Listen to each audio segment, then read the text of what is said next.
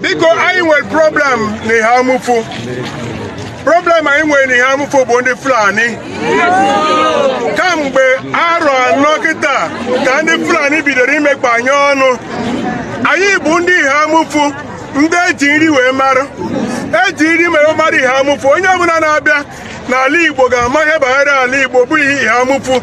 Anyị na-aza eke ihe hamufu. Ndị ọbụla na-abịa eke ihe hamufu bụ ka ha jee zụta nri na ihe hamufu. Ma taa ndị ihe hamufu na-ejezi ebe ọzọ ka ha jee zụta nri. Ma because of ndị Fulani. Anyị amara ebe ndị Fulani si wee bata n'obodo anyị. Bịazie jide ọbụna dị obodo anyị ebe obodo 17 wee chụpụ ndị mmadụ ebe anyị nwe ọbụna ọgbọnọ nwere ụkwụ, nwere ebe anyị na-akọ ugbo, nwere ebe anyị nwere ụlọ akwụkwọ, nwere ebe anyị nwere ụlọ ọgwụ n'ime agụba anyị, ebe anyị bi lọsere onwe anyị dị ka ndị nọ na be ha. All of a sudden ndị Fulani wee bata wee bido igbu ndị be anyị. Kemgbe ka anyị na-agwa unu na ha na-egbu, ọtụtụ mgbe ha egbuo mmadụ 20, ọtụtụ mgbe ma ha egbuo 30, ọtụtụ mgbe ha ebere mmadụ ara, ọtụtụ mgbe ha ebere mmadụ enweghị ha Fulani na-emebeghị anyị. Anyị na-eti mkpu kemgbe na-agwa gọọmenti of Enugu steeti, gọọmenti of Nigeria, gọọmenti of Isusu local gọọmenti biko si nyere anyị aka, maka na akwa anụwa ọ bụrụ na ya awachi ụmụ nwaanyị niile ọ n'ebe a, ndị a bụ ndị o metụtara. O mere m ụzọ adịrọ na ihe hamufu tata, maka na ihe anyị mere na ụzọ adịrọ ọbụla ndị ihe hamufu si ebe na ha ka bụ ndị obodo a si mee ka ha mara na ha bụ ndị obodo a. Gọọmenti gee ha ntị. Ọ bụrụ na ha bụ ndị obodo a, biko gọọmenti biko gee ha ntị ka e wee nwee ike napụta ha n'ọnọdụ a. Oge anụwa bụ oge ọrụ ugbo. Ndị a niile n'ebe a bụ ndị si n'ebe ha bi wee kwafu wee lọta na-abịa nọ n'ebe mmadụ agụ a na-egbu. Ndị be anyị ụmụ okorobịa anyị egburu egbu dị uncountable. Then ndị nọ n'ụlọ mkpọrọ kịta bụ uncountable. Ọ bụrụ na ngwere ka nwa okorobịa si megide na hamufu etiti eje tinye na prison. Biko nụ gọọmenti of Enugu steeti, gọọmenti of Nigeria biko si nyere anyị aka na ihe hamufu si biko anyị na ya biko si nyere anyị aka. Abịakwa anyị na-akwara unu nyere unu obi. Kịta anyị ebidogo ọtụtụ mmadụ bụ ndị nwụrụ na bụrụ ndị Fulani gburu mana ndị Fulani gburu ya. Ihe Fulani ji gbu ndị a bụ na ha natara ego na gọọmenti jee kọọ rice. Then ndị Fulani kpọrọ efi kpobe na ugbo rice ha wee taa ya. Onye anyị cheche echiche ka ọ ga-esi kwuo egwu gọọmenti ụgwọ ọ natara bank, onye ahụ nwụọ ọrụ onwe ya. Biko nụ lenu na-enyi lenu na ihe hamufu, lenu na ndị m.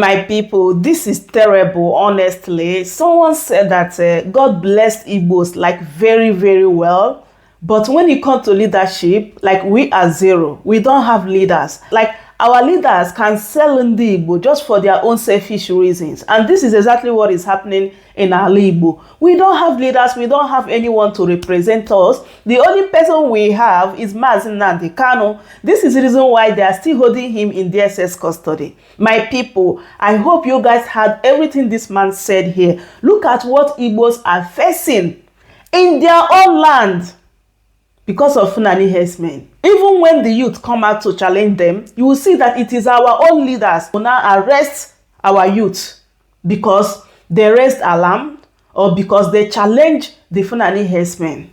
Do you guys know that the youth of Ohaneze president, he is still in detention just because this man raised alarm about the Fulani herdsmen killings in Ebonyi state. The Ebonyi state governor arrested this man. This is the reason why Chinyere, submit petition in a House of Rep against the governor of Ebonyi state for the illegal arrest of that particular young man. Mr. Speaker, distinguished honorable colleagues, my name is Ikenga Imo Ugochinyere. I represent the good people of Idato North, Idato South Federal Constituency. I'm from Imo State. Mr. Speaker, I rise to raise a petition from the Ohaneze Igbo Youth Council over the unlawful abduction, illegal detention of Comrade Igboayaka,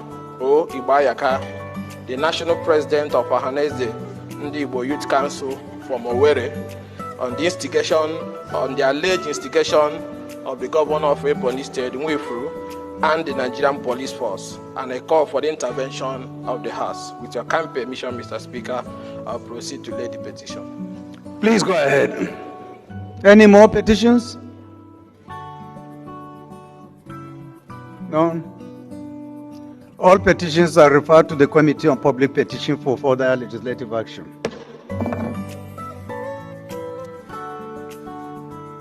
Honorable colleagues, it's my honor and privilege this Salute Chamber to take it this morning.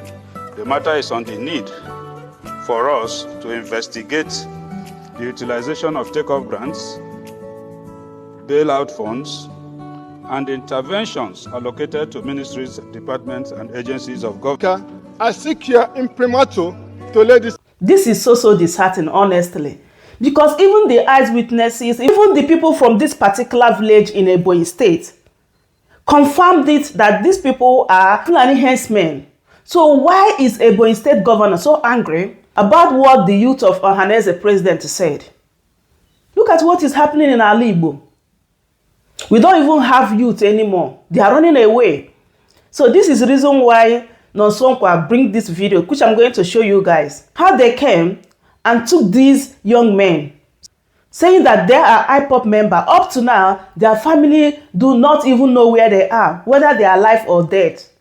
This is so terrible, honestly. How long are we going to continue this nonsense in our Igbo? That's why many Igbos are still feeling that this Biafra-Nigeria war is not over. We are still feeling it. It's still happening in our Igbo up to this moment. Take a look and hear what Nonsonkwa said concerning what the so-called Ebubeagu, what they are doing to our youth. They will take them, they will buy them, their family will not know whether they are alive or dead, just because they label them IPOP member. This is too much, honestly. Take a look. Adam, a very quick one. From the family, Ndibe Elekwachi, Bonkwem from Akabo, Ikedru, Council, Ikedru, K State Imo. Anyị na Ejo Hera na-eme ka Ohaneze mara that the whereabouts of Oluchi Isaac Elekwachi is still unknown. Isaac Elekwachi Oluchi, male, was arrested on 10th September 2024 na shop ya na Ama John na Akabo. Now, ọ bụrụ na ị ga-echete last year, onwe mgbe ndị Obuegbe gbagburu ndị police na Ama John side ebe Akabo dia. So this guy ana-akpọ Oluchi Isaac Elekwachi nwere shop na Ama John dia. O nwere shop na Ama, ọ na-ere boutique. You know, nwekwe nwa small machine tuke ọ na-eji agbagharị. So that morning ihe a mere, from investigation I carried out, that morning ihe a mere, nwaanyị ya wu ndị a na-ama ụzọ aga ahịa. So mgbe nwaanyị ya pụtara that early morning ahụ na Ama John hụ ihe mere nụ, kpọwazie di ya nụwa na phone. Si ya di m lekwe ihe mere nụ, lekwe ihe mere nụ. So di ya, this Oluchi Isaac Elekwachi abawara ya. So ọ hụrụ ụdịrị ihe ahụ mere nụ, ya aka na-akachikwe ntị na-aga ahịa, that she should come back home immediately. Because some otu ndị police si eme, they can come there and start arresting anybody ha hụrụ. Budi woman asị mba na ha na ọ gawara ọbala moto aba na ọ gawala agawa. Ya si ya lọta ọsịsọ. Okay. After Karatin mechara, this guy apụta shop. Mgbe ọ na-apụtala shop, Tiger Base awega gbaa. Ka Tiger Base na awega, ajụ na ajụ. Ihe akụrụ this boy wee ha anaghị eji ọnụ ekwu. Ihe akụrụ this boy akụ wee ha anaghị eji ọnụ ekwu. Kụchaa ya, pack ya the whole clothes nọ na boutique ahụ. Na Ama John ka ihe mere. Mụọ ya ọkụ, wee ya fuel, gbaa ya ọkụ. Lee nwa tuke machine ọ na-eji agarịrị onwe, gbaa ya ọkụ there and then. I will play you the video later. Gbaa ya ọkụ, mụọ ya ọkụ. Na o so na ndị gburu ndị police. Na this young man so na ndị gburu ndị police. Okay. Emegele ihe. So the family now came to me when every effort to see this Oluchi Isaac Elekwachi failed. Every effort they made failed. So somebody had delay, got Tiger Base, seen Ola Barrier, that the family should look for a strong lawyer. Now I got an eba in a jail. No Ola Barrier, that the family should look for a strong lawyer. Can be a bad lawyer. But I got caught. So, Master, okay, I put a call across to Ola, the Tiger Base commander. Boy, I say, so person, send the warrior picture, this guy. I say, na this guy, no so nande burunde police, na ama John. In fact, even no Igbo self, no so nande bara again oko, now no oko no Igbo, no so nande mereke, me cause, say, that is what the constitution of the country says. That is what the law says. That is what the criminal justice, criminal law says. So, see, okay, now we want to come for the boy. And the open your court. So that can a lawyer, that defend there in a court. Over no we home. Surely, be again, my own. Yes, comrade, that the guy is gone. Oh. The guy is gone. See, I'm gone as how? I am quoting Ola, Commander Tiger Base. See, the boy is gone as how? Which means the boy is dead. That will never let the boy. So I now called the family back. See, Onya Husiunu. No last but a strong lawyer. Una di show. Ihonya Hubarunu. I say, yes, I had the show. Ihonya Hubaraha. No last but a strong lawyer. Kababe Lord the guy. KZMG Bola, yes, him they this boy. No police. He killed police. Even CCTV camera. Even then with the chariot this and that. See, okay, I would like to see the CCTV camera where this boy is in action. As an arm robber. Popopo. Atopo hon. Atopo hon. Road today. I got them with this investigation. Yeah, see, even the people knows that I asked around. The only thing them discover from investigation na behana kabo one of their uncles put this boy in kwa niaga to yamporo no get deal with him. I tried to mention the name of that uncle. Ami yama na kabo. The guy name on asana kabo. Ami yama.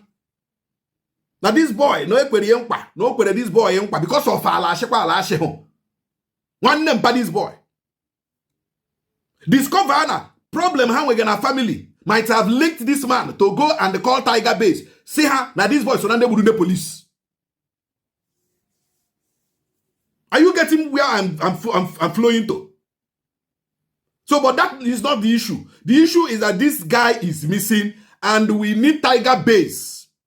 Ola CSP Ola Dimeji to confirm. And the inspector Chidebere Nwosu won knock on this family ego to confirm whether this boy is alive or dead.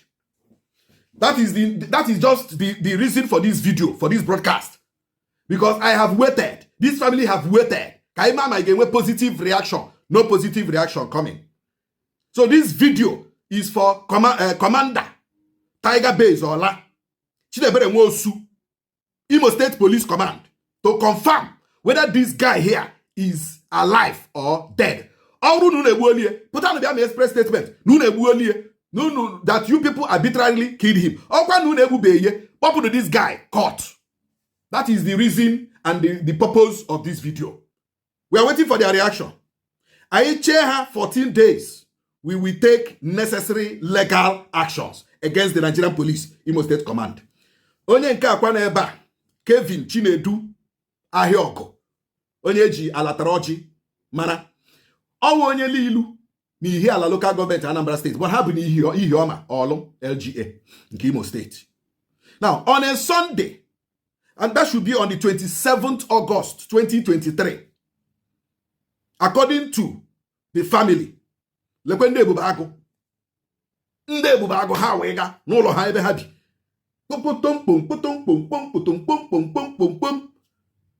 Ladies boy ijiri before he brugodi epo akugi ekwaya ya down. This guy omena gini Asị no IPOB. Asị. Asị. As in asị. Ama mine I got ebe anyị na-eje asị. Eburu this boy. Kamgbe August 2023 ruo today. Anya nwaanyị ya ahụbeghị. Anya family ha ahụbeghị. Eburu ya gaa na their destiny n'ọlụ ebe a. Na Ebubeagu gịnị camp n'ọlụ. Doing this boy. Family bịa akọ elu. Family bịa akọ ala. Family bịa asị okay emecha a ga-erelease. Agwaga the family a ga-erelease. Gwaga the family a ga-erelease. At the end of the day, a release this guy. Mgbe abịaziri na-ajụ ajụjụ this guy, one of them n'ime ndị Ebubeagu agwazia the family na eburule ya gaa Owerri. Na eburule the boy go Owerri. None of the DSS. None of the man knows the DSS. Family eshikwa ọlụ every day ha no DSS. Every day ha no DSS over here. Can we see this man? Kamgbe 2023 wrote today February March 1st, yes, 2025. The family of this Chinedu, aka Alatoroji, Anyaha Egubeye. This is the kind of human rights violation we have been seeing in this state. And this guy is one the tiger base. Anyị na-agwakwa Ebubeagu. Ọ bụrụ na unu egbuole this man, pụta n'ukwuo na unu egbuolie. Ọ bụrụkwanụ na ọ dị ndụ, na unu si na asị na ọwụ, kpọrọ na ya gaa court. Allow the judiciary to do their work. Security agencies should stop doing the work of judiciary. Unu aka hụ ndị judges ihe mara. A judge amara na onye wu onye ochi na onye na-awụ onye ochi. Sọsọ anya a judge kụrụ mmadụ. Sọsọ anya a judge gụnyere somebody unu na-ebo ebubo. A judge knows. It is not by magic. It is by training. It is by experience. So we are asking Ebubeagu. Ọ bụrụ na this man dị ndụ, pụta n'ụgwa ndị Imo, pụta n'ụgwa ndị nwunye. Ọ bụrụkwa na this man adịghị ndụ, pụta n'ukwu onye, so that the family will have a closure. Ha mara na unu egbuole their father, mara na unu egbuole their husband, mara na unu egbuole their brother. So this video is for Ebubeagu to come out and say where the whereabouts of this man. If you people have eliminated him, come out, say it. If this man is still alive, come out and say it. 14 days, we will take legal action against Ebubeagu and against DSS. Thank you. My people, this is really getting out of hand. Like, where do we go from here? Can we continue like this and allow these people to keep eliminating and buying our youth just like that? You will just see someone, you label the person IPOP member, then you will take the person, the family will not even know where the person is, whether you guys have passed the person or not. Like, how long are we going to take this? I think enough is enough, honestly. Igbos need to rise up and do something about this, because these people is like they have decided to eliminate or take away all the youth in IgboLand. But for what end? This is really bad, honestly. My people, I don't know what you think. I say make I bring this update to you guys for you to have idea what is happening in our Igbo. Very terrible situation. Leave your thoughts in the comment section. Subscribe if today is your first time and share the video. Give this video a thumbs up as well. Thank you so much for watching. Welcome to Herdsmens TV.